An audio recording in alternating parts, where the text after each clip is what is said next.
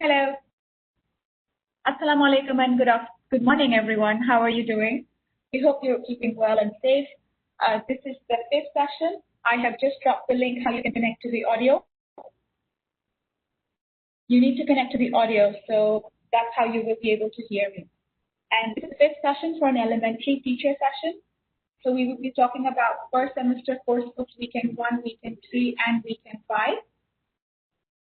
This session that we're doing right now is the fifth session. I'll repeat, it's for elementary level teachers. So this session is about managing resource enabling learning for all. And I've just dropped the link how you can connect the audio. Before I move on any further, just quickly going to check if you guys can hear me. So I'm going to pause, just do the round check of the audio. On the right side of your screen, you can see a hand icon. It will be just below your name. Please click on the hand icon if you can hear my voice. Brilliant, lots of hands. I'll give you a minute to locate this. Excellent. Yes, this is the fifth session. This is the fifth session. That's correct. All right. Moving on to the moderators for today quickly. So we have myself, Sarish. We have Nicholas, who's the product manager for Saudi edition. Medini, who's the sales director, Saudi Arabia. You also have Nasir, who's a learning solutions consultant, Saudi Arabia. And we will be here in the background to monitor your question answers, any trouble that you face during the webinar, please feel free to drop it in the chat box or the Q&A. There are two things that you see on your right side. So, and I will talk this in the next slide. So I'll introduce you to Denai now. You must have attended the previous sessions now by now. And Denai is a teacher educator, a content developer, and also an author. She has delivered several training workshops for supervisors, teachers in Saudi Arabia, also co-authored the Saudi edition. So thank you, Denai, for joining us today for this last session, which is session number 5 for elementary teachers. Thank you. Thank you, Suresh. Thanks. So Denai usually refers to a handout during the session. And that's something that you can take home and you can even review it in the session if she refers to. I'm going to drop the link to the handout in the chat box now. You will have to download it from the link. And this handout can be downloaded. So all the handouts that we have shared, if you just click on the handout and use the button on top to download it, you will be able to download the handout. We received a couple of messages that they cannot download the handout. Is it something that they can see? No, you're able to download the handout if you use the download option. So it should be clear there. Couple of housekeeping stuff before moving on any further. You can connect to the WebEx. Once you log into WebEx, you have to ensure you're connected to the audio. If you're facing any connectivity issues with the audio, we will recommend that you use the call-in function. Otherwise, you will have to use the PC device to connect the audio. I've shared it in the chat box how you can connect. If you're still not able to hear us at this point, let us know and we'll be able to drop help in the chat box how you can connect. I think that should be fine. And also any high networking apps such as Netflix, YouTube, any gaming platform, this is going to affect your bandwidth. So we recommend you don't use this. You will be receiving the certificate after you complete the first semester coursebook webinar series. So that is going to be November 19th. That's when we are going to give you out the certificate after we finish the first coursebook series. So watch out for that email that's going to show in your inbox, and then you will be able to download the certificate. We will have the Q&A in the end. So the session is going to be for an hour, and if you need to leave, you can leave then. We will be just covering the question answers that are going to come from the participants after we are done with the session. And the last thing is a couple of FAQs. Oh wait, I have to tell you where the Q&A box is. So please use the chat box to engage with the presenter.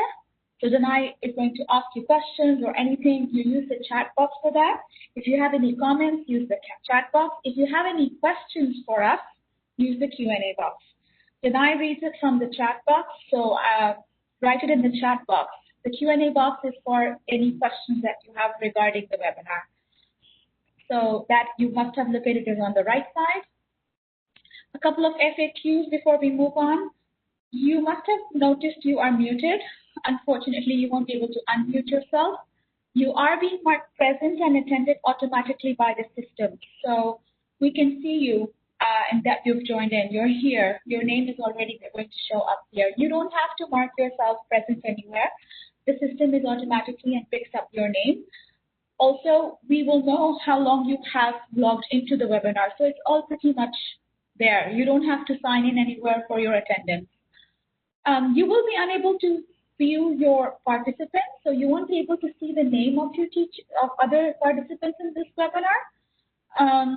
You must have seen you can only see your name on the right side, not the other participants. However, there are 660 people who are in this webinar right now. But because of GDPR purposes, you can only see your name. So don't worry, you're not here alone. You have a lot of colleagues who have joined us with you, and then they are able to be where they're with you. And the other thing is the link that you have received to join is going to be in your email. So you should have received an email to join the webinar. Every link is unique, so I cannot pass this link on to you or anything. You will receive this automatically via email. Please avoid using your colleague's link to join because this is going to show your name differently. So if your Khalid is going to show as Ali, also because of the fact that your certificate might be affected, please enter your name in English when you enter to register. I guess that's all. Every link obviously has a different session to join. Every session has a different link to join. So please use the correct link for the session. This is session 5, 10 a.m. session. So you should be using the link that's there. The other previous links are not going to work. What else? I'm just going to quickly check if you have any questions. I think other than that, I have covered everything, hopefully. Can I email you the handout? Sorry, I don't have your email address, Mr. Mohammed, and we don't have the email address. You will have to reach out to your administration to provide you these handouts. Yes, I'm sharing my screen. Certificates, you will get it after November 19th, Fatma. Excellent. Okay, glad. Oh, thank you so much. I repeat myself, and I just have to, so, it's helpful for everyone. Thank you. I don't want to waste any more of your time or Danai, so I'll make her the presenter and let her begin with session 5. Thank you so much for joining us. Over to you, Danai. Thank you, Suresh. Good morning, everybody. Thank you for joining again. Are there any people here who've attended other sessions? Yeah? Okay. That's great. Okay. We're going to be talking about using our resources today.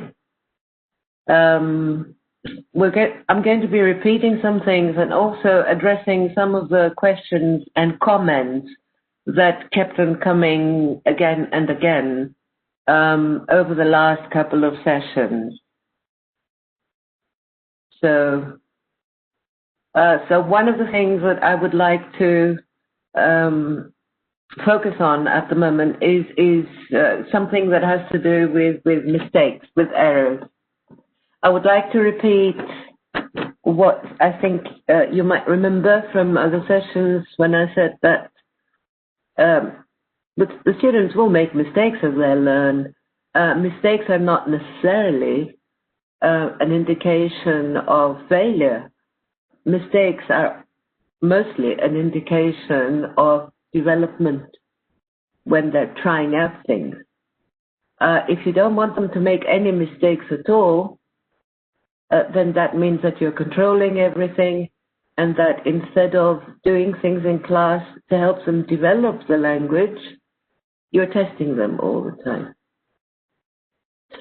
One more thing I would like us to really remember and bear in mind throughout as we use materials and as we use resources is the fact that you're dealing with young learners who are still going through certain stages of development in terms of a lot of things, psychologically, cognitively, and so on. So this is why we keep on insisting on some practices as being developmentally appropriate rather than not. So instead of thinking about foreign language learners, what I'd like you to think about is first language learning that the children have gone through. They've done it basically on their own through observation, listening, repeating, and so on. This is something we talked about. So they have amazing capabilities and skills when it comes to that. So they are successful language learners because they have learned their first language. So the concept is familiar. Now, do they make mistakes when they learn their first language? Yes, communication. Do they make mistakes?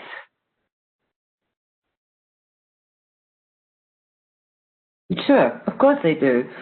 And when they make mistakes in their mother tongue, sometimes we think they're kind of cute. Sometimes we try to correct them very gently. Sometimes we don't correct them at all. But we certainly don't give them rules, and we don't give them grammar rules. I'm going to be going back to that time and time again. Yes, mistakes are part of learning. They're also a sign that there is development. So if you can bear with me for a minute, please have a look at the examples of mistakes from native speaker children. My teacher holded the trees and we planted them. You can see the mistake, yeah? My teacher holded the trees. What does that show? Yes, we learn from mistakes. It's a generalization. It shows that the child has noticed that we use ed for past, so they've used it. Okay? This is grammar. The reason I'm stressing that is because there have been so many comments and questions about, and when do we teach grammar and how do we teach grammar? And again, there's grammar all over the language. And we're going to see some examples from grade 5, actually, which in my view is all grammar, but it's grammar in context, which is appropriate, developmentally appropriate for the children. More mistakes. I find that the book, not he. Same thing again, generalization. I eat cut up watermelon. Yes? I don't want to go to your army. That's from Miami. Do I can have a cookie? And so on and so forth. Now, these are not mistakes that second language learners make. These are mistakes that native speaker children, English-speaking children, have made, young children, as they develop their first language. Are there any similarities? Well, if you notice some of the children in your classes online, I don't mean necessarily in the classroom, if you notice that some of the children overgeneralize and use ed for all the verbs, that is a very good sign. You know what's going to happen with some of the things that you teach. They're going to use s for more than the third person in simple present and so on and so forth. Okay, so that's on mistakes. Are mistakes tolerated in the L2, in the foreign language, the second language classroom or learning context? Do you allow mistakes when the children are, for example, communicating, practicing a dialogue, a conversation, speaking? Yes, exactly. Okay, I'll mention later, we'll have a look at, I hope we'll have the time. Yes, of course. Okay, yes, Latifa, yes. Okay, yes, we should tolerate mistakes, definitely. And what happens is if you have the students practicing in pairs, let me pause there for a second. When I say in pairs, I don't necessarily refer to classroom here. It could be in pairs or teams. If we think of your platform as teams online, okay? What you do is you listen. You listen and make a note of what they can and can't do. Both things, okay? You don't have to necessarily jump in and correct everything all the time. This is because you also want them to develop some sense of fluency, the ability. Yes, the more we use the language, the more it's going to flow more easily. Absolutely. Yes, that's wonderful, Salma. Yes, of course, we have to give them the chance. Okay, so the mistakes can be constructive. If you don't want to tolerate mistakes, then that means that you don't include activities that involve some risk-taking and give the children the chance, the opportunities to use the language that they're learning, which at the end of the day is what we want. We want them to use the language. And upon that, there were some comments yesterday about the fact that students don't use the language outside the classroom. Many, however, do. And they use it online, they use it in games, they use it on sort of things. If they don't use the language outside the classroom in the real world, around home and so on, that's fine. That's not unusual, but they're still exposed to the language, if you think about it these days, as a global medium. It is a global medium. Okay, this is what I was referring to. Developmentally appropriate practice is practice that is appropriate for the development stage, for the stage of development, depending on the age of the children. And DIAP is developmentally inappropriate practice. Yes, Fatima, grammar comes after learning the language, but more than that, rules, that kind of teaching of grammar is part of grammar translation, which is centuries old, and it wasn't to learn the language in order to use it so much, but to learn, to study the language, to learn about the language. Okay. In terms of examples, developmentally appropriate practice, okay, think about activities in We Can and other interactive activities that you use online, okay, in your books. All right, those are developmentally appropriate. When you use pictures to get them to help them understand things, that is appropriate. When you ask them to communicate, that's appropriate. But when you give them rules, if you stop and analyze a sentence and give them grammar rules and try to explain through grammar terms, that's inappropriate. It's not appropriate for the stage of development. That stands as well for reading and writing. We don't begin with reading and writing because this is not the mother tongue that they have been speaking, using, learning for the last 8 years. This is a new language. They're not familiar with the sound system. Anybody here? Yes, we're all here. Okay. So the letters, writing, the written language, what are the letters? They're symbols. Okay. No, you don't have to teach grammar separately. Of course not. It's part of the language that you're teaching. Okay. They're exposed to the grammar throughout. Okay.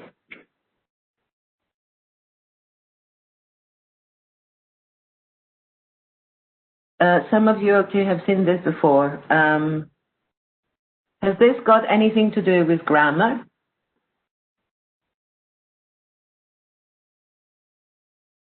Nope. Are you sure? You're sure? Yes? Yes. Present progressive? It could be a present progressive. But if you look at it, it's the activities of a whole day. Yes, of course, Mohammed, it's present simple. Okay, routine. Everyday activities, yeah? Okay. But you're right, you could use the pictures to do other, to practice other forms. Yes, this is every day, absolutely.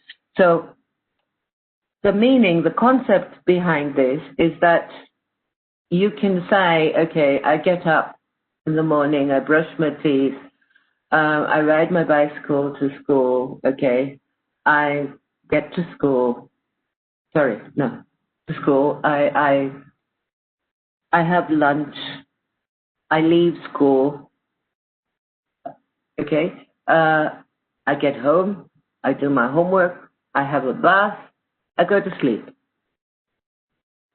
Yeah? Yes, okay, so that's every day. So isn't this a grammar lesson for this age group? Yes, this is part of language. This is as far as we need to go. We need to present language in context, in this case through pictures, okay, through context, and make sure they understand when they use it. So we use concept questions to check that, like when someone says, okay, supposing you're doing third person. Yes, it is grammar. Suppose you're doing third person. You don't have to ask questions all the time, though. But you point to the picture, okay? This little guy's name is Hashim. So tell me about Hashim. Okay? The first time you do it, you go, Hashim gets up in the morning, he brushes his teeth. Yes, make a short story. Does this, that, the other, okay? Get them to repeat it. Then go back, point to the pictures, and get them to say, okay? It's like a drill. You're basically drilling. So because when you show the picture, is Nikos here? No, he's not. Okay, can I use some of the moderators? All right. Can you say managing ideas? Yes, exactly. May I ask some of the moderators to respond? Okay. No? All right.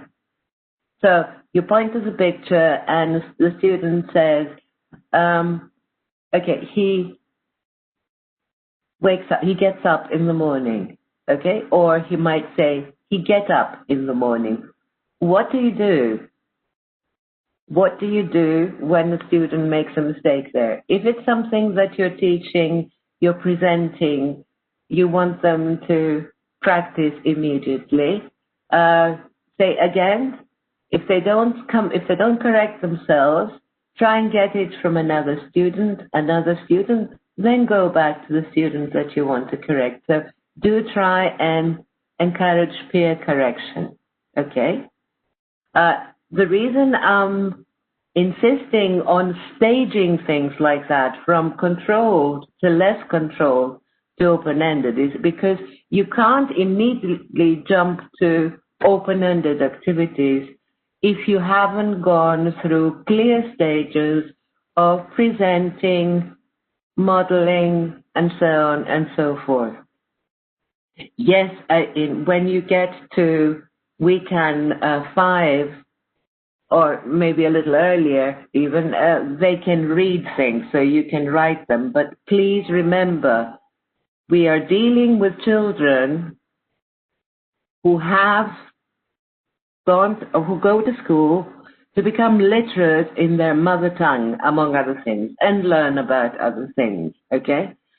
This is a different case.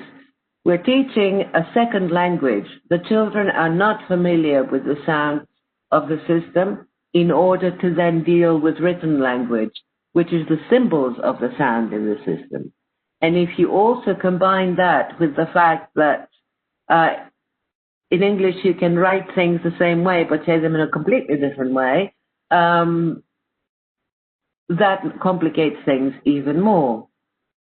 Yes, give them chances to correct their mistakes, absolutely. Okay, but also get them to repeat, drill them, in other words. There's nothing wrong with that.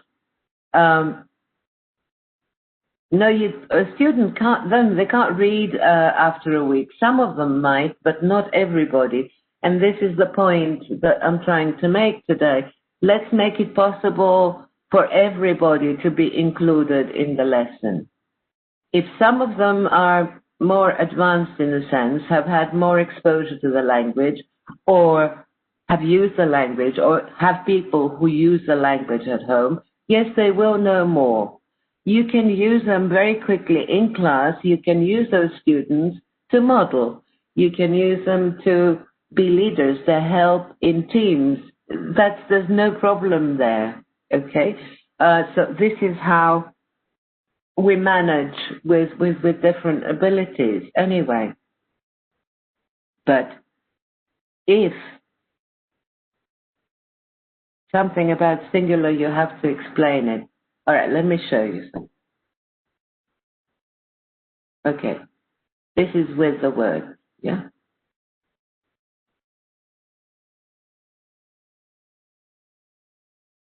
All right. Again, to your comments about grammar, can you have a look at this page, please?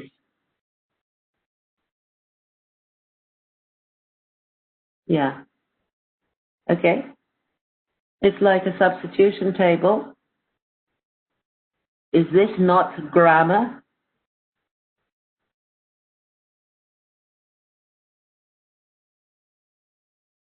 Yes, it is grammar. Yes, it's grammar. So how can you use this more interactively? Well, one of the things that you can do is do substitution drills. So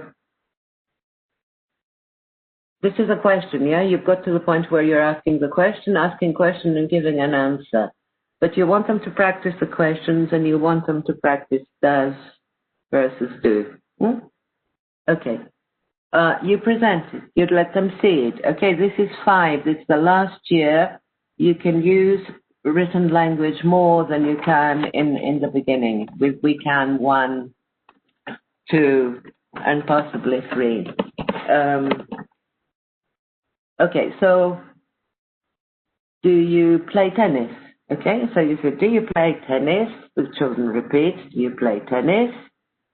And you go, he. Okay, does he play tennis? Again.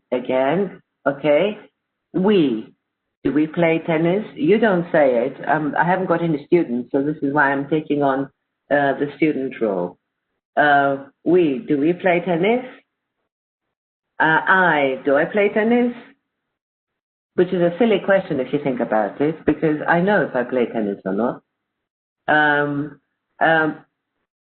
Does he play tennis, and so on and so forth. So if you want them to notice what changes, then help them find out. So what we're trying to do is teach grammar through discovery in context, through the language itself, okay? And in order to get to this stage, the challenge time, where you have the game, the race, that we talked about yesterday, actually, you need to do more systematic work beforehand.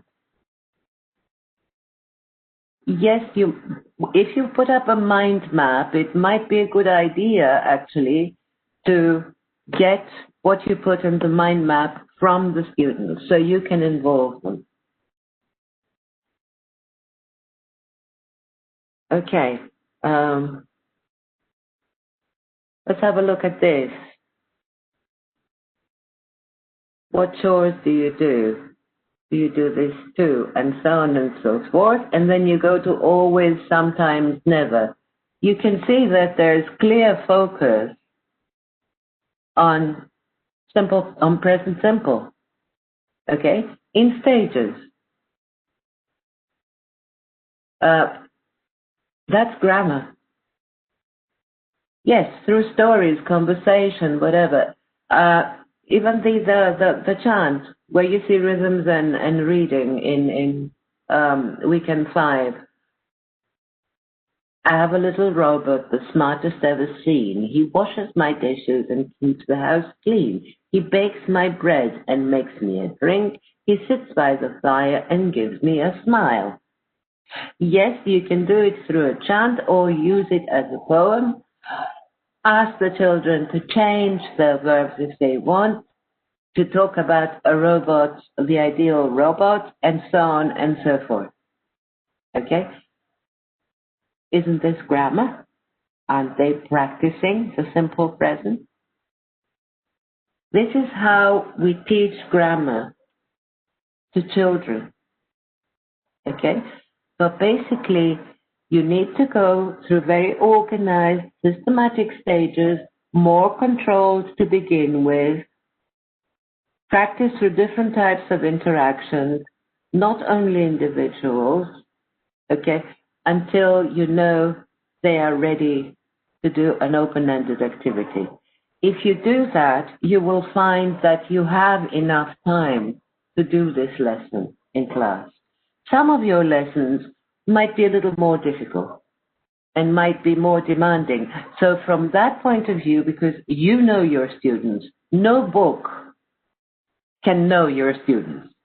Only you can know your students and adapt things accordingly. So what I would suggest is that you go through your book and try to spot any lessons that you think will take a bit longer.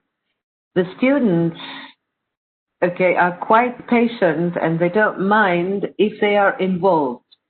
Put box to 4, show, okay. Yes, of course. Using a box that's full, a box that's empty to show the idea. What very good. Always, sometimes, and so on. It's a very good idea because these words are actually quite difficult to get through as concepts. Reading skills. Yes, of course they are reading here, but again with support. Yeah, play play the CD here, for example. Okay. Play the CD, let them listen, point to the pictures as they listen. You can, if you want, number these pictures, okay?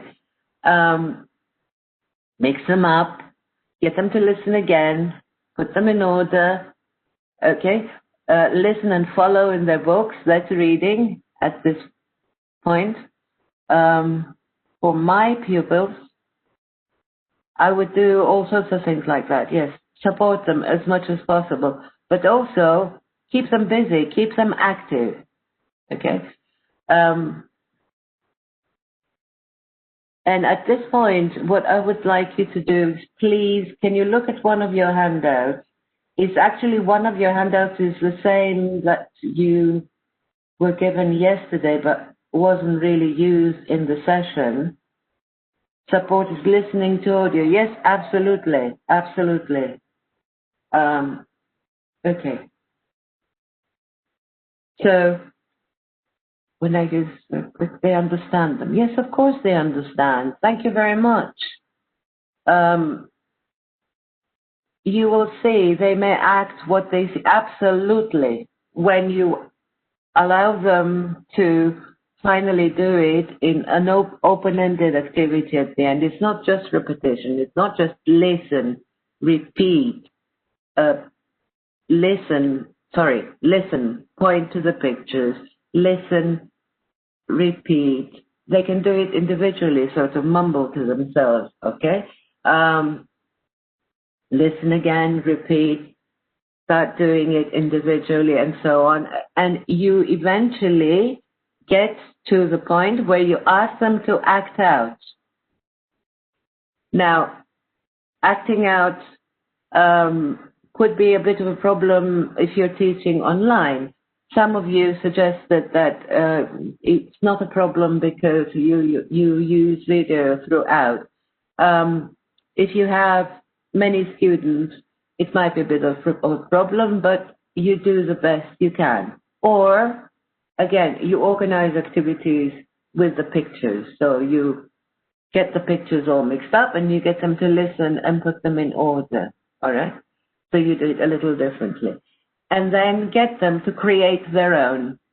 Get them to create their own rhyme or chant, whichever way you want to use it. You can use these things as chants, songs, rhymes, anything you want, poems, okay?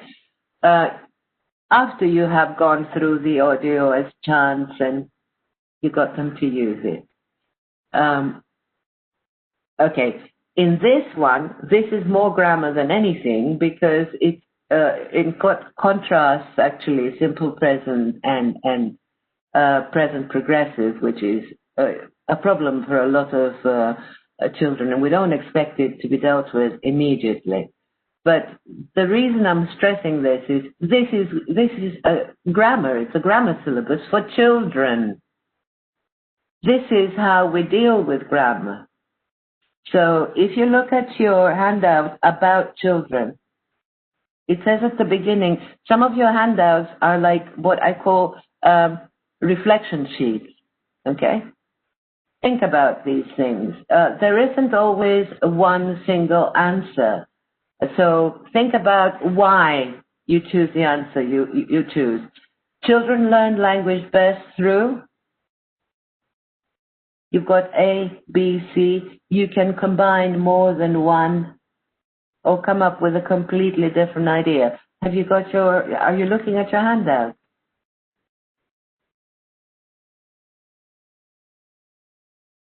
Right.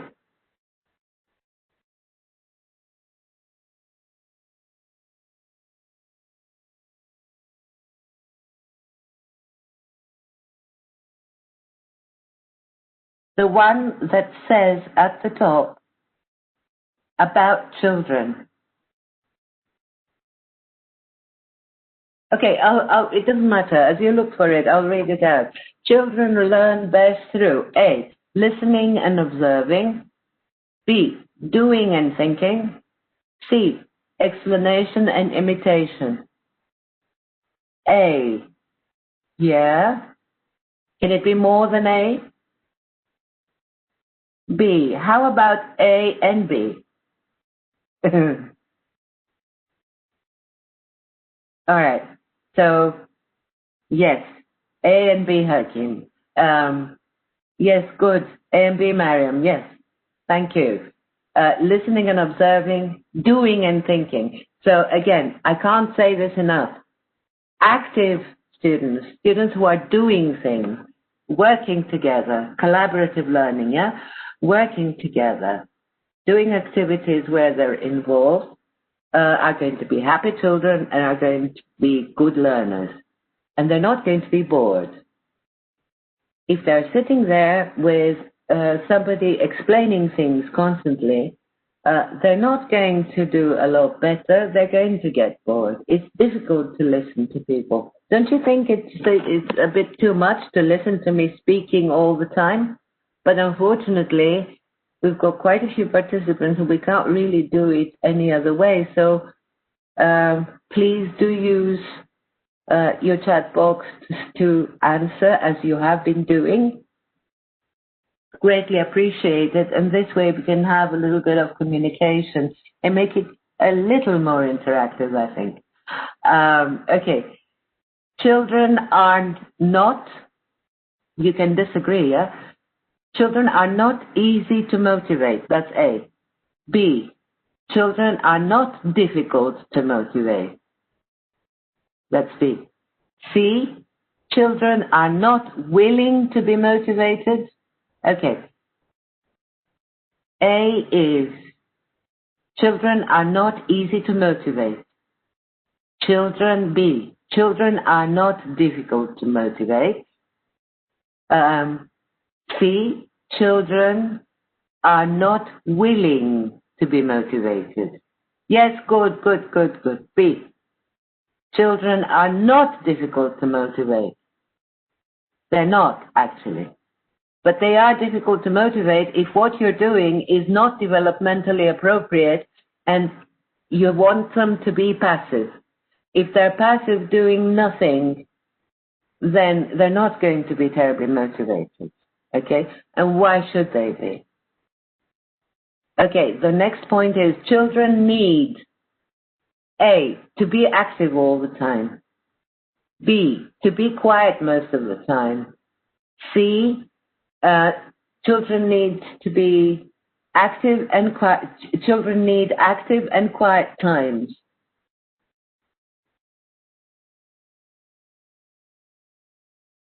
Great. Okay. You can remember you can use more than one. Okay. So active all the time.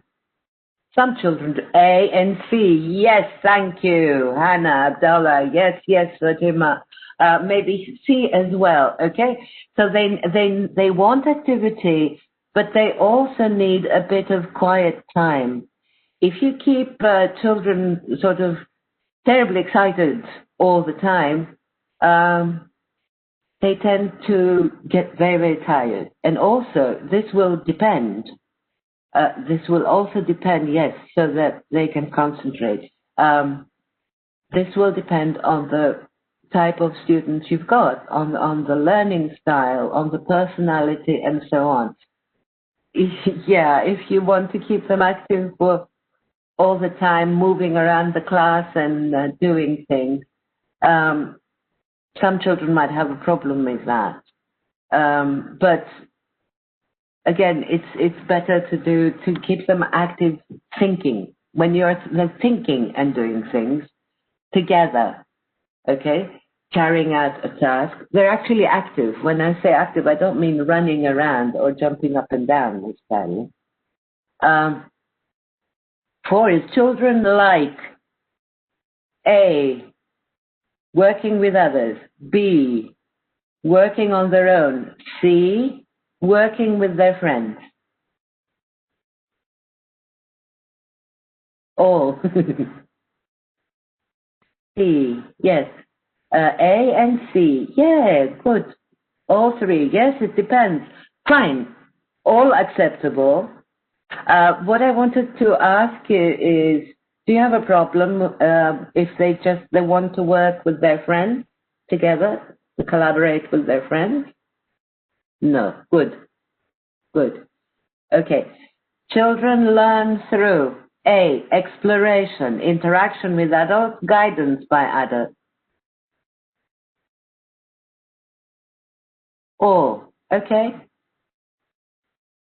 Children are capable of carrying out tasks on their own, not capable of carrying tasks on their own. You've got 2 here. Salma, yes. Some people are still talking about 5. Yes.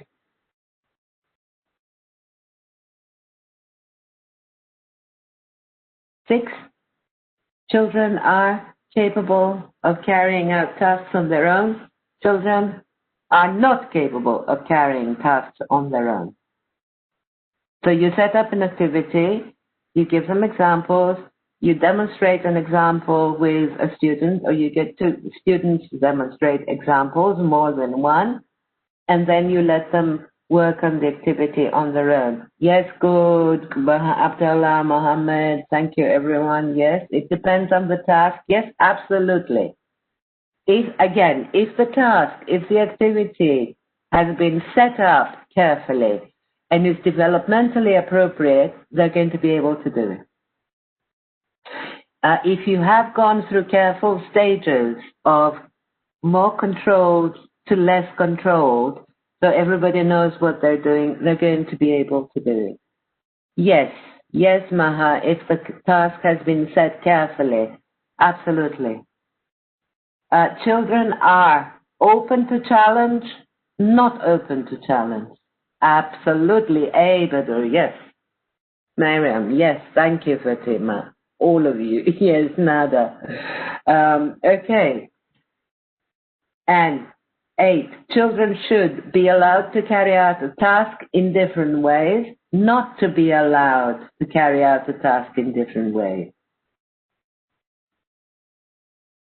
Yes, okay, yes, yeah. But again, it depends, yeah? It depends on the task. Sometimes you don't want them to do it in a different way. That's all the more reason to set up tasks very carefully. Show them exactly what they need to do. Not tell them what to do, show them. Okay. Children need to be reminded of the purpose of each task as they're working. Okay. Children do not need to be reminded of the purpose of each task activity. Show them for examples, yes. Yeah, yes, good. It's a good idea to remind them. Okay, I'm not going to carry on with the second page. You can have a look at it and think about your materials and what we're using yourself. You can do that task on your own. Okay. A will help them focus. Yes, Ahmed. Okay, absolutely. Yes, it's important to remind people of what the focus of something is, what the aim of a particular activity is. By the way, what's the focus of today's session?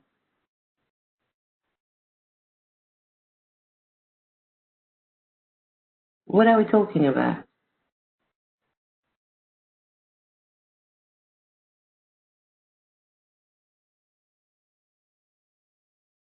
Just grammar? Managing resources, thank you. Resources include everything. Okay? Manage is part of your content. Yes, managing resources though, not managing only in the classroom or managing students or online managing students. There's a little bit of that too. Managing resources, enabling learning. Yes. Okay. Now, setting up activities is a make or break issue in learning, teaching, learning, depending on whether you're the learner or the student. And by the by, what do we focus on? Do we focus on learning or teaching?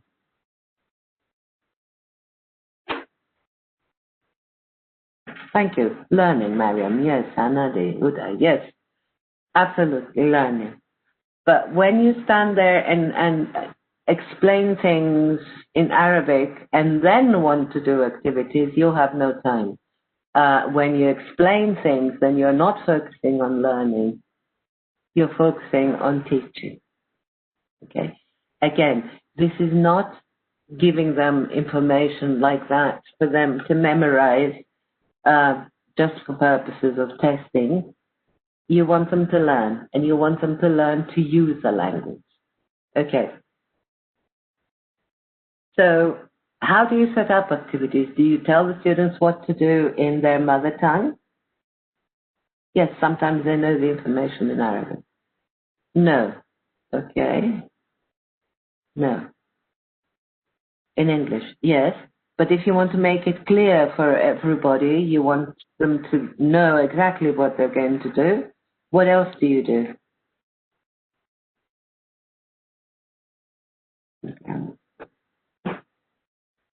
Example. You give them example. Okay, fine. Do you read the instructions to them? You try to explain as much as you can. Yes? Okay. Especially with we can, I would say the instructions are quite simple and they're repeated throughout. So I know that in the very beginning, when they're total beginners, you will probably feel that you have to say things in Arabic. Yes, I missed the name of the person who said you tell them in Arabic and then repeat the English instruction. Absolutely. And this way, they're going to start remembering and understanding gesture and mime. Wonderful. Okay. You're very good. I don't have to say anything. You're saying it all. Choose others to act out. Yes? Okay. And one of the ongoing things, and I think something that affects time, which is one of your main issues, something about games. How long do you speak in class? How long are your lessons?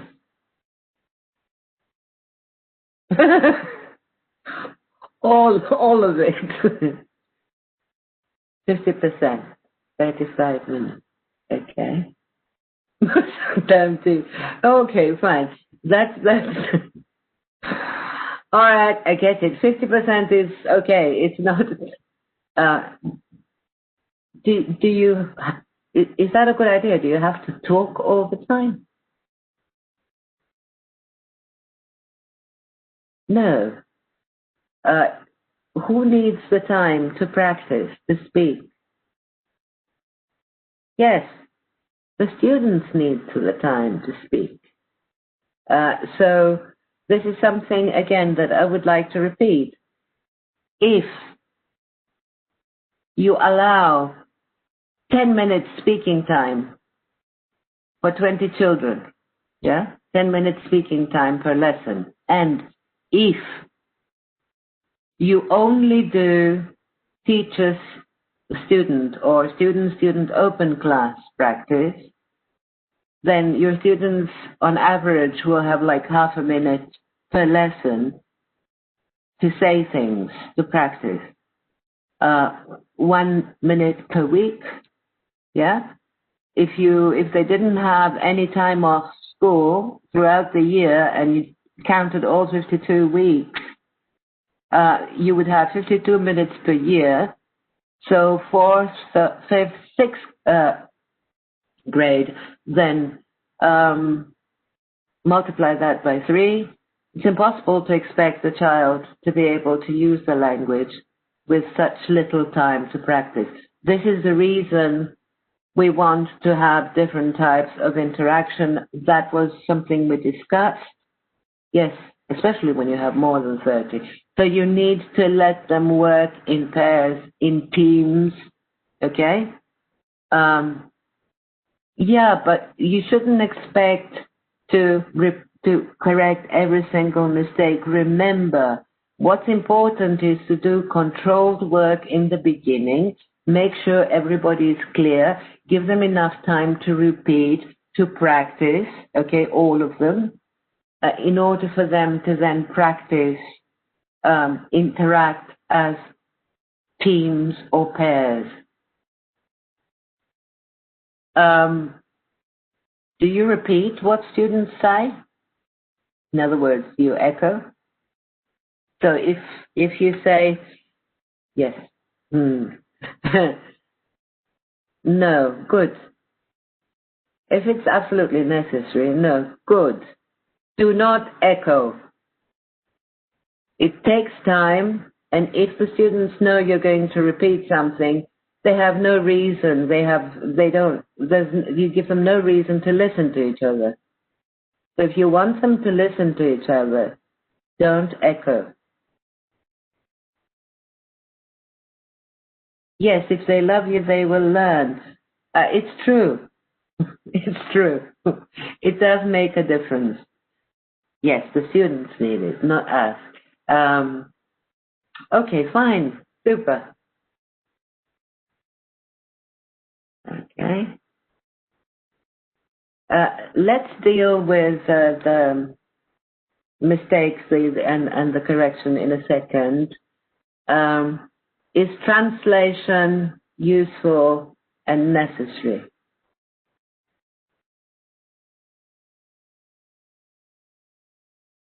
No, no. Again, not all the time. No, there's nothing wrong with KSA students. I've watched classes and I've done sort of lessons with KSA students, and I think they're wonderful. If you give them a chance, they can do a lot.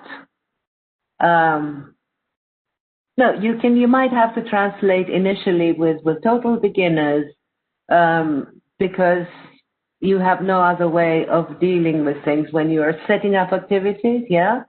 To explain after. Yeah, when you're setting up activities, when you're giving instructions, okay? But that's it. You don't have to translate every single thing. They can translate in any app very badly, Ahmed.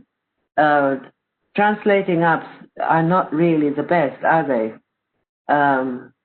Okay, because if they translate, they will not learn the language, they will learn about the language. I agree with all of you, you're wonderful. I'm not going to say anything else. Do you ask children, yes, do you ask children to memorize?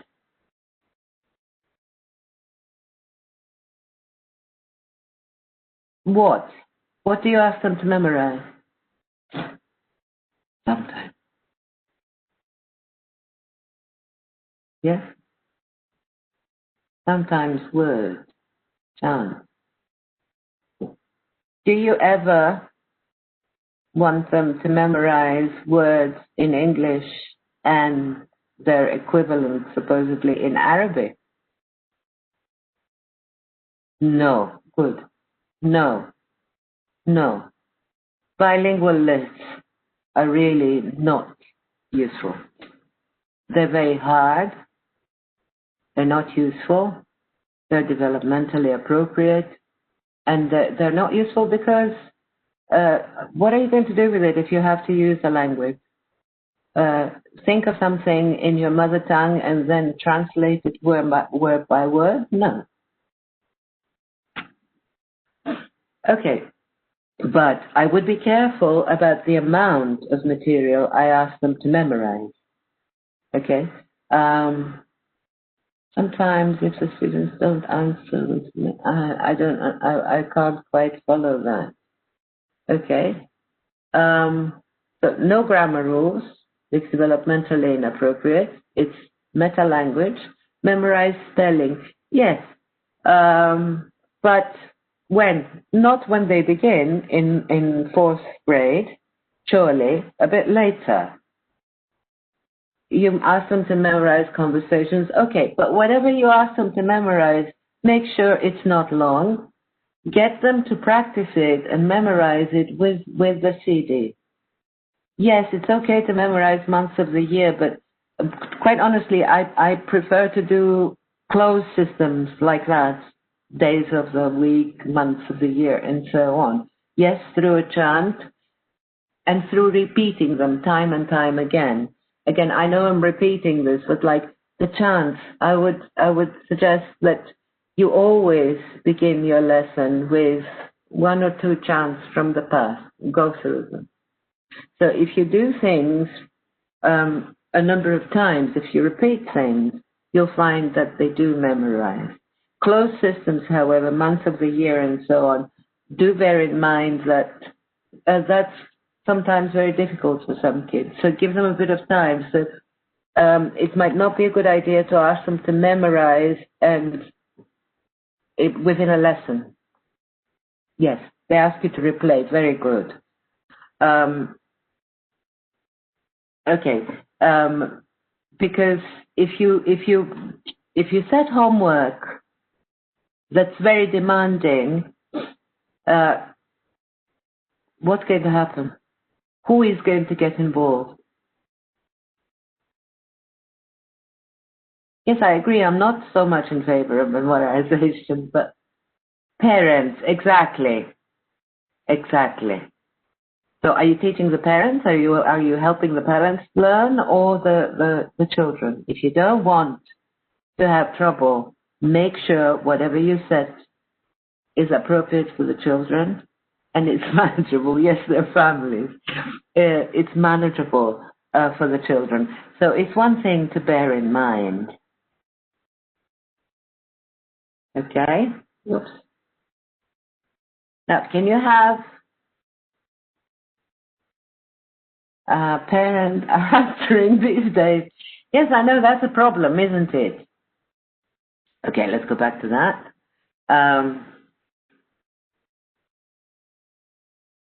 You help parents through WhatsApp, yes. But a number of you mentioned that it's the parents who ask you to translate, yeah? And my question is, if you look at this, why do you think parents ask you to translate?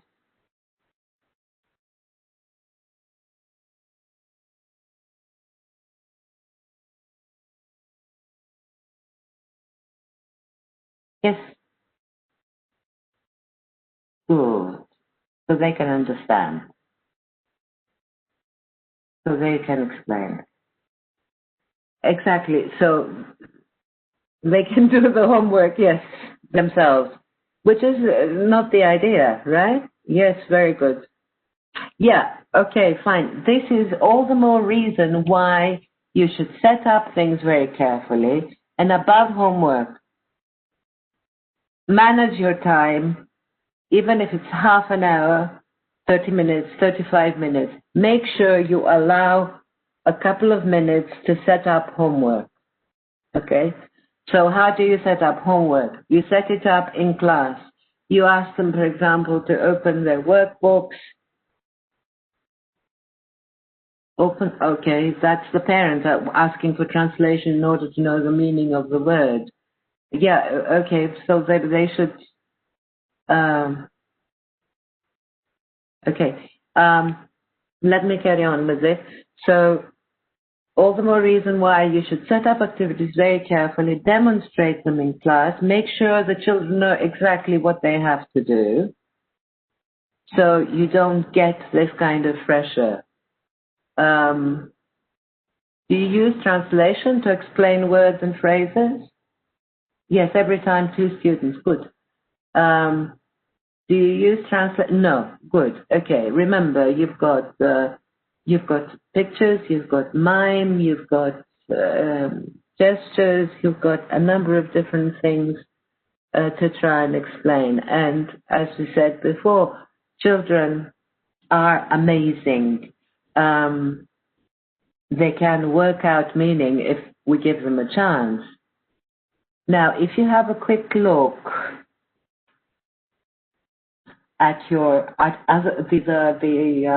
second handout, which is Managing Resources Enabling Learning, this is a longer handout. We're not going to go through the whole thing here because there's no time. Can I ask students to give me the meaning of words in Arabic? Yeah, but instead of that, instead of getting them to give you the word in Arabic, why not ask them to point to the picture that shows the meaning of the word? Do something else with it that's more active, okay? Give them, okay, just to remind you. You've seen examples of that sort of thing. There were examples in the last couple of sessions. But here, for example, if you jumble these up, and they are jumbled, actually, and you brush my teeth, and they have to connect it with the appropriate picture, you say, brush my teeth, and they point to this. Take a bath, this. Do my homework, that. Okay? And then you hand over the role to them to play teacher, which is what they love doing. But it's got to be done carefully so that you don't get the same people playing teacher all the time. It's good for more students to have the opportunity. So the students take over. They work in groups, yes. They share ideas, yes. Groups, teams, pairs, okay, to help each other. That's collaborative learning. Great, okay.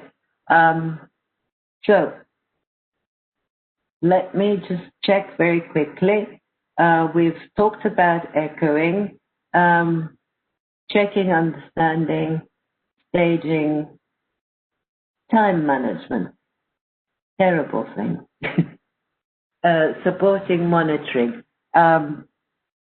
Games are very useful. Yes, of course they are, because the children are involved, they're active, they're interested in what they're doing, they're engaged. This is what we want.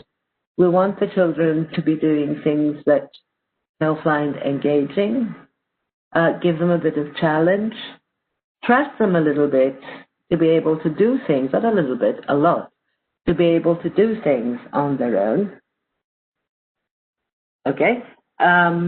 Support them as much as possible, but not control them to such an extent that they're afraid to speak, that they're afraid to say things for fear of making a mistake. That's a very bad sign, and it's not going to help.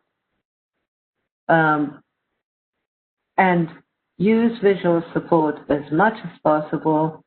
Vary interaction. As you said, yes, I agree with you, working together, switch roles, and in terms of correction, do try and encourage peer correction. In other words, let them practice more, absolutely. And let them practice more in pairs and groups, and train them to correct each other, not sort of in a negative way, but to help each other. So peer correction is something to encourage, okay?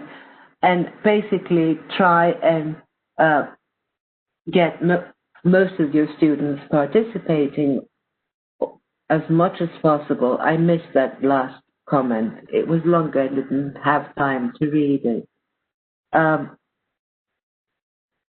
Yeah. Using the whiteboard, interactive whiteboard, it helps a lot. Yes, it does. Yes, it does. But what can you use it online? Do you use it online? Do you use it? Yes, on your platform. Very good. Okay, fine. Yes. What was that? Yesterday, you talk, especially with shy students, speak without corrections. Absolutely. You have to have times when you let them speak without corrections so they can develop some form of fluency. They can learn to communicate with whatever language they have. One thing to always remember is you can make mistakes and still communicate. So we need to give them a little bit of that. And we need to give them a little bit of that. And also, just to remind you, delayed practice. Okay? Online, we've been talking about things online throughout. So when I say teams, pairs, I assume that we all understand that things being what they are at the moment, circumstances being what they are, pairs, teams, online mean rooms online, chat rooms online, okay? In terms of focusing on how to transfer things online, I think you have a handout from yesterday to help you think a little bit of how you're going to do it. We're trying to cover almost too much through these sessions. I do hope you got something useful out of them. I want to thank you very much for your participation. I think you're great. But no writing is workbook enough. Well, no, I mean, you can ask them to write more, but if you look at the a workbook, I don't know if I left. Sorry. Excuse me.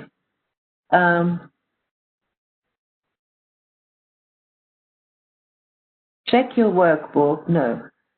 check your workbook, because you will find in the workbook, all kinds of activities of completion, okay, completing sentences with words, copying, and so on. Yes, I agree. Ask them to get a notebook and do more. But what I'm trying to say is the workbook will give you the kind of activities that you can ask them to do if you want them to learn how to manipulate, to form the letters, to get used to the different directionality and so on. Thank you, Abdullah. Thank you, everybody. I realize you're in a hurry to leave. Most of you have to leave. Thank you so much. You've been absolutely wonderful. I hope you found something useful. I remind you, the second handout is quite long, so you can read it in your own time, and I hope you'll find it useful. Thank you so much.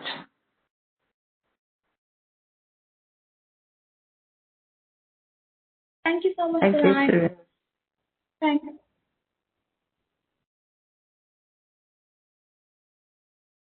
We'll move on to the Q&A now. Yes.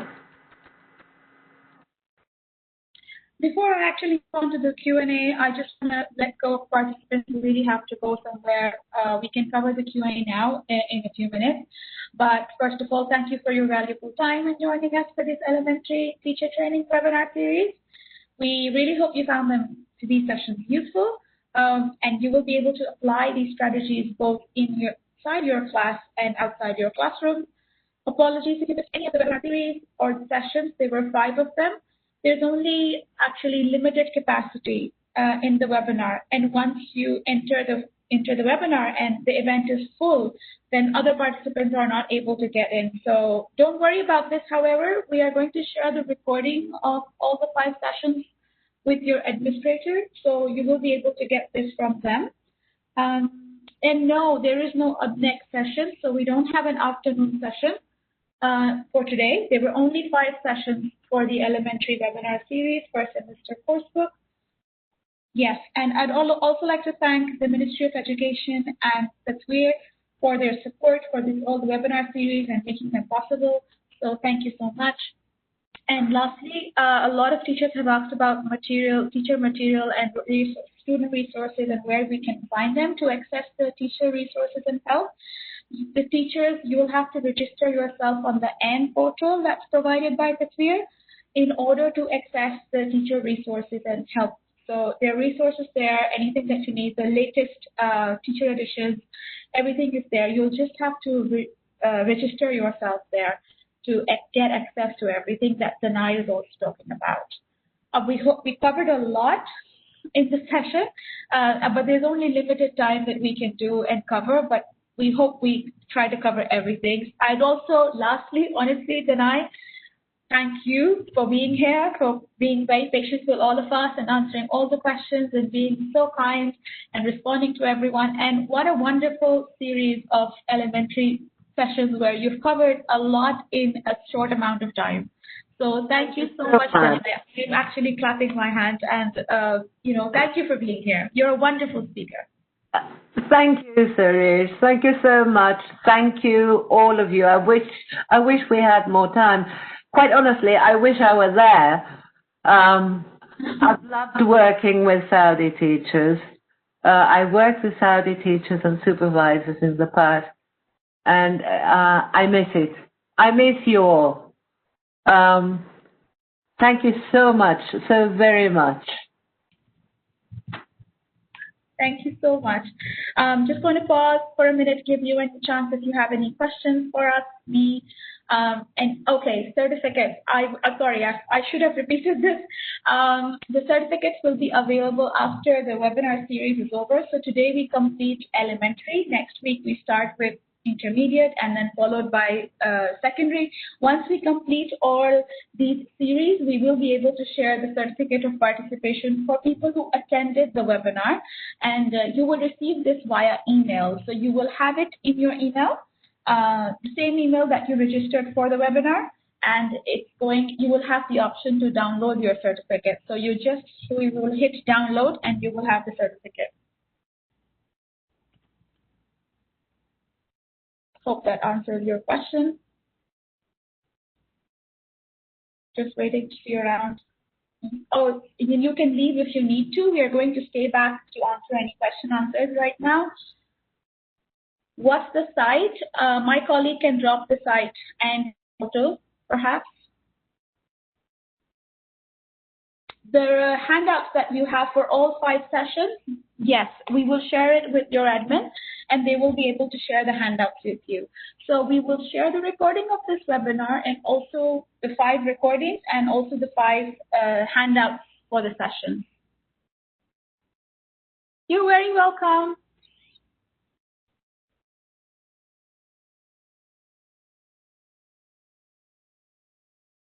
You will receive a certificate for each session, Amal. So it's for every session that you've attended.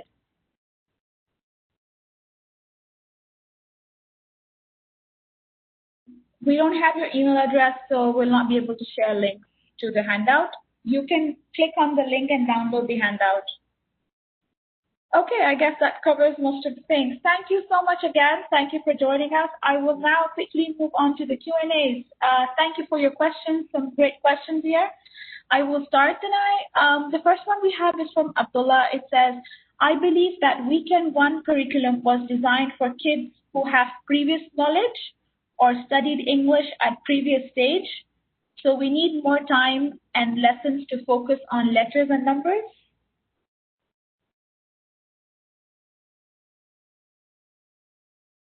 Hello? Hello? Oops. Hello. No, actually, it wasn't written for children who have previous knowledge of the language. It is for beginners, but again, I'll repeat something that has come up a number of times. We don't begin with the written language. We begin with the spoken language. They begin with literacy, with reading and writing in Arabic, because this is their mother tongue that they have been speaking for 8 years, 6 years or 5 when they start school. So one of the reasons school is there is to help the children become literate so they can be active members of our literate society that is basically operates on the basis of documents. We shouldn't make the mistake of following the same order with a second language. Again, because the alphabet, reading, written language is basically a system of symbols that represent the sounds of the spoken language. It's absolutely necessary for us to focus, first of all, on spoken language as much as possible, exposing at some point the children to written language, but not really making that our aim. So the first part, actually, of Weekend doesn't focus on reading and writing. It focuses on spoken language. Please do look up things in your teacher's guide. You'll get a lot of ideas. You'll get extra ideas. And just to remind you, there is phonics and there are optional phonics activities that I suggest you have a look at throughout the levels. In other words, for grade 4, 5, and 6.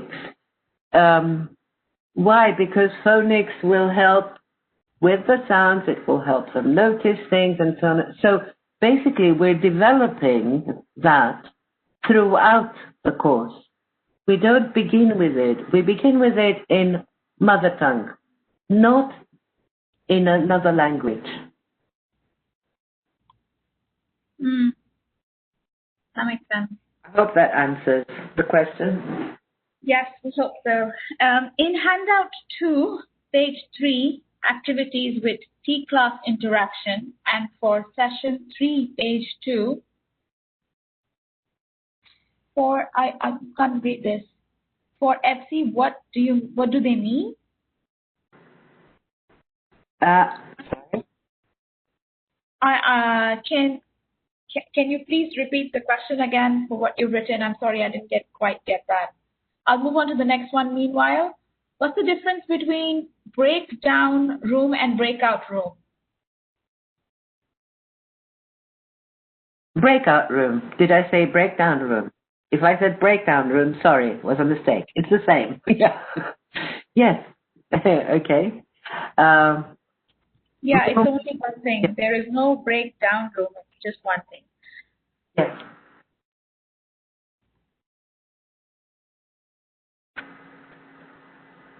The other one is it right to translate every word to Arabic? We've covered this, but I guess this question is coming a lot, which is why one of the moderators has put it here. Yeah, no, it's not necessary. We don't have to. Everything is illustrated. Look, even the activities are illustrated in this series.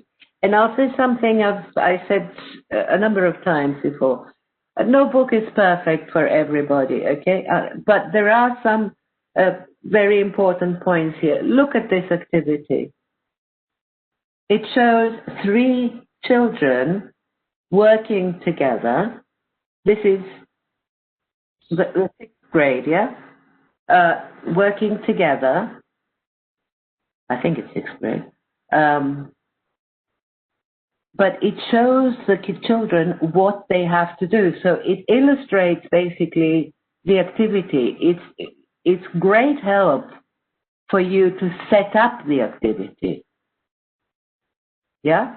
To tell the children what they have to do, how they have to do it. Go through it, get them to listen to the audio, repeat it, get children to demonstrate as an example. If you're online, ask by name, say which children are going to demonstrate, get another threesome to demonstrate, and then allow them to work in threesomes, in groups of 3.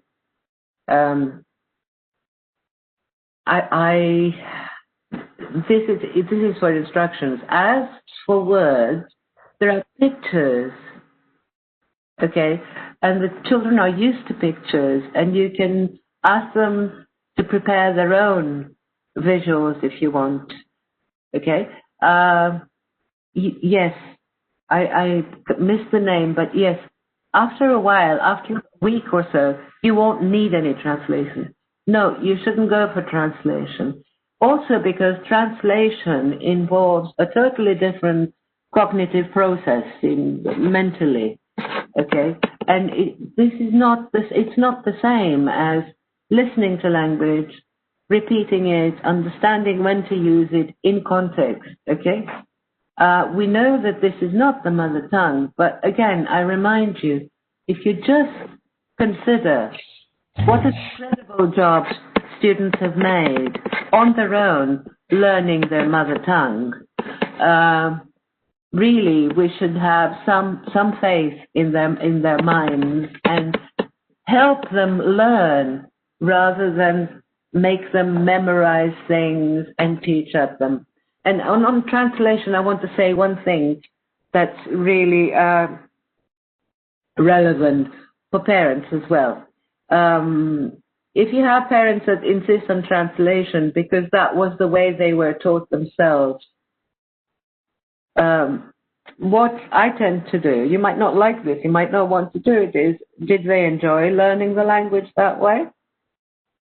Are they fluent in the language themselves? Or did they become fluent after they managed to spend some time in an English-speaking environment and had the chance to use the language differently?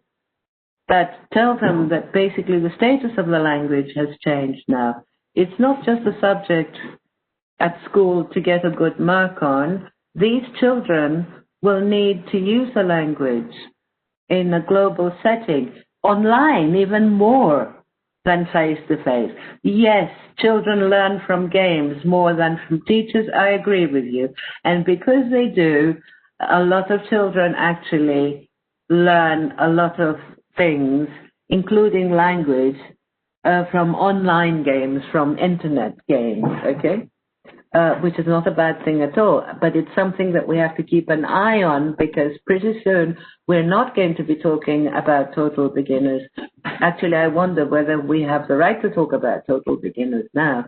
They know more than we give them credit for quite often. Yes? Thanks, Vinay. Moving on to the next one. This one says, when do students read the goals, at the beginning or at the end of the question? I would go for both. Not both for you when you plan, okay?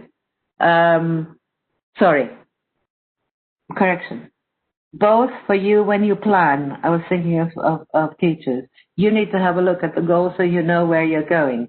Get the students to have a look at the end and say what they can do, if they can. Yeah? And also on this, the goals versus the official objectives or the curriculum that you have from the ministry. If you look through your teacher's book, there are pages that will give you all the items that appear in the curriculum and where you can find them page by page, okay? Obviously, all of those items are not covered in exactly the same way in different course books, but there is a way you can find them, okay? Okay. I know we've covered this before, Janai, in one of the sessions, but it's come up. Should I focus more on fluency or accuracy? For example, in making questions and answering? It depends on what the aim of your activity is, and this is why it's a good idea for you to plan your lesson from your point of view for your students, so you can manage the time as well. If the activity has main focus on communication, then you're focusing mainly on fluency, aren't you? What I would say is that the final activities, the open-ended activities at the end of the lesson, you should allow fluency to take over, but you listen because usually, like in this on this page, usually there is a particular language point, and in this case you have do you questions and so on and answers. You can listen and find out to what extent you have achieved the aims of your lesson, to what extent they can actually ask the questions. If there are mistakes, you can deal with them later. You can get them to do, you can get them to repeat, you can do a drill, you can do any sort of activity, practice activity that you feel is suitable. Yes? Thank you. And I'll just take one last question, which is, what are the main aims of teaching English in elementary stage? In other words, Come again? What are the main aims of teaching English in elementary stage? The main aims of teaching English is to familiarize the children as early as possible with a language that is basically a global medium. You know, some time ago when this started, when everybody basically started talking about global and global medium and so on, and there's still people in English-speaking countries were very upset that they were going to lose their language. Well, that's an ongoing discussion, but we use native speaker language as a model, but how it develops and how it evolves as a global medium is another matter altogether. So the earlier the children become familiar with the language and use it, the sooner they'll have access to sources of information on the web. They're going to be able to see things, read things, watch things, do things globally. So I think, that's a very real aim. And also because children at this age are very strong in terms of oral skills. In other words, they can still manage spoken language quite well. So we want to take advantage of that. Okay, just one more. You mentioned that testing is not recommended in this early stage if learning. What do you think is the ideal way for me to assess their development skills? Make sure they work, you give them the chance, an opportunity to work on their own, to work in pairs and teams as much as possible, so you can see what they can do. You can listen. So listen to what is really the most important skill for a teacher.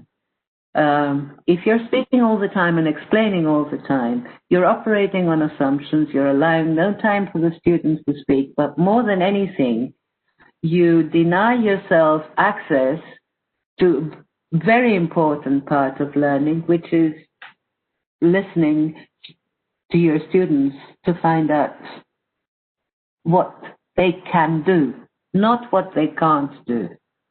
Because if you don't do that, then you tend to focus on errors, you tend to focus on formal testing and so on. I know there are tests that are used as final tests, as part of the evaluation and so on. Yes, fine, that happens in most educational systems anyway. But you need to be able to evaluate learning, first of all, as it happens, as it progresses. And for that, you need to listen, make note of things that you notice, and so on. So that becomes part of your formative assessment, so you know where they need help, where they are doing fine, where they wouldn't need more support, and so on and so forth. Yep. Thank you, Danai. That was a really great question, and I'm glad you covered it because this is something that needs to be addressed. So thank you so much, and thank you for answering all the questions. And for our participants who sent us the question, I'm just going to cover one more thing that a lot of you have asked about, the interactive book. And there's some interactive books. You will be able to find all these resources in the AND portal. They're all there. They're updated as well. List of available digital components will include your interactive workbook for teachers, your active book for students, the learning center for students, and of course the audio programs as well for students and teachers. So you will just have to register yourself on the portal, and you should be able to have everything. Once again, thank you so much for joining us. Thank you for being here. We hope to see you in future sessions that we have for elementary teachers. And thank you so much. Have a wonderful day and a wonderful weekend. Thank you. Thanks, everyone.